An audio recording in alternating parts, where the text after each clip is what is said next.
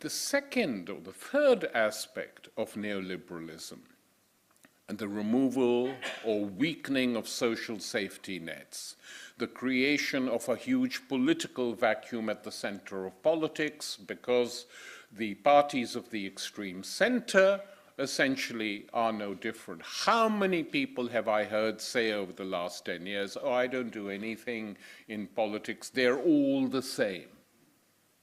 What they meant, of course, was that all the mainstream parties were more or less the same, and that, of course, was true. But the creation of this huge vacuum in European politics has not always been taken advantage of by the left. We are seeing now also, and this is something we shouldn't forget, the growth, rapid growth of an extreme right. In France, the Le Pen party is doing extremely well in the opinion polls. It's not going to win France, but it'll come pretty close to doing it. And the frightening thing is that various polls show that a majority of young people between the ages of 18 and 26, those who participate in politics in some shape or form, say that they are sympathetic to the National Front in France. Now, how do we explain this? We explain this by the fact that the Socialist Party is completely and totally bankrupt, and the groups to its left have failed to inspire anything in France.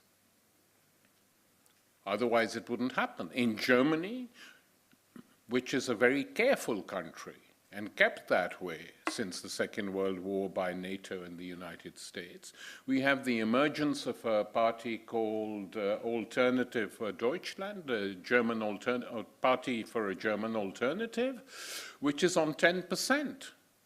It's an openly racist party. And 3 weeks ago, its leader publicly said, we should put the German army on the borders, and when the refugees come, we shouldn't immediately kill them. Oh, no, I'm not suggesting that. But we should say you can't come in, and if any then try and come in, shoot to kill. So in Hungary, in Poland, we have extreme right-wing governments. We have a right-wing government recently elected in Croatia, where the Minister for Culture, I think just last week or 10 days ago, said that it would be illegal to celebrate the victories of the Yugoslav resistance against the Third Reich during the Second World War. Why? Because the Minister of Culture belongs to a political current, a political tendency which fought with the Germans in the Second World War, with the fascists, the Ustash. He is a Ustash man. And this goes without too much comment from the European Union leadership, because they are more worried by the left or organized labor or challenges to the system. So this form of politics, creating huge social and political vacuums in different parts of Europe, now being challenged by many, is also being challenged by the far right. And by the way, it's foolish to imagine that the only thing they agitate on is Islam, or attacking Muslims, or promoting Islamophobia, or attacking the refugees. That is taken for granted. But when you talk to them, the Dutch right wing or the French right on social issues, they attack the extreme center parties not unlike us, saying you are wrecking everything that was created that benefited the poor and workers.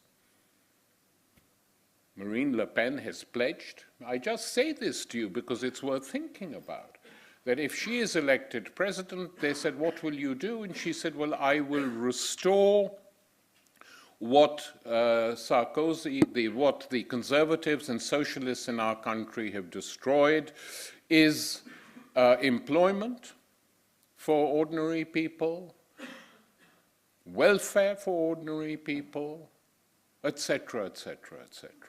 So it's not just that they agitate on issues which are repugnant. They obviously do that too.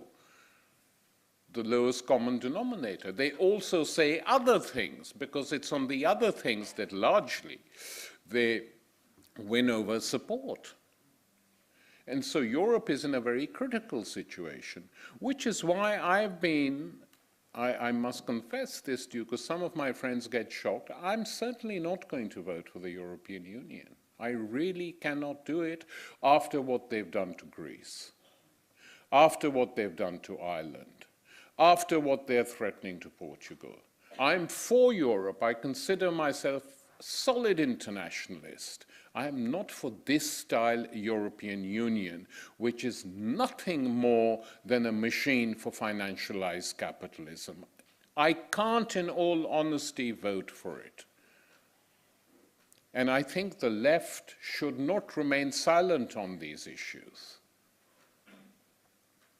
Because otherwise, once again, it's the right, the UKIP or the conservative right, Eurosceptics in the Conservative Party, who dominate the debate, as if we have nothing to say.